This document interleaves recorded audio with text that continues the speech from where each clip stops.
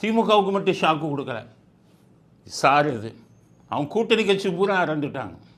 திருமாவளவன் பயந்துட்டார். அவர் என்ன சொல்கிறாரு, 98 லட்சம் வாக்காளர்களை நீக்கிட்டு பாஜக தில்லுமுள்ளில் ஈடுபட முயற்சி செய்யலாம்.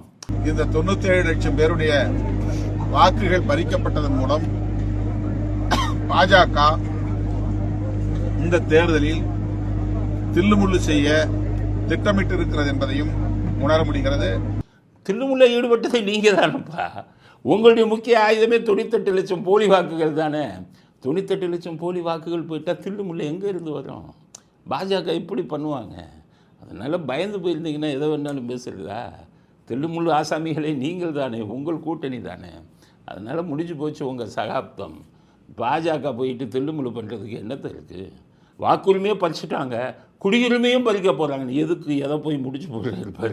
வாக்குரிமையை பறித்து பிறகு குடியுரிமையை பறிக்கிற நடவடிக்கையிலும் அவர்கள் ஈடுபட இருக்கிறார்கள் என்பதுதான் நம்முடைய யூகமாக இருக்கிறது.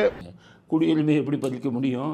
இந்த நாட்டிலே குடியிருக்கிறவங்க இப்படியே சொல்லி ஊரை ஏமாற்றிக்கிட்டு இருந்தீங்கன்னா எப்படி? இந்த நாட்டில் உங்கள் குடியுரிமையை பறிப்பதற்கு யாருக்கு அதிகாரம் இருக்குது?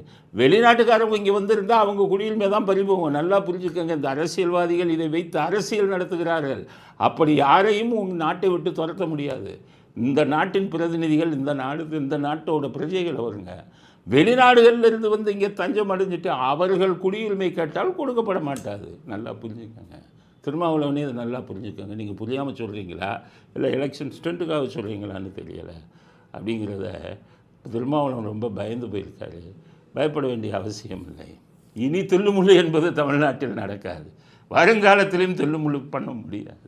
உண்மையிலேயே மக்களிடம் செல்வாக்கு இருந்தால்தான் உங்களால் வெற்றி பெற முடியும் என்பதை திருமாவளவனுக்கு செய்தியாக நாங்கள் பதிவு செய்ய விரும்புகிறோம்.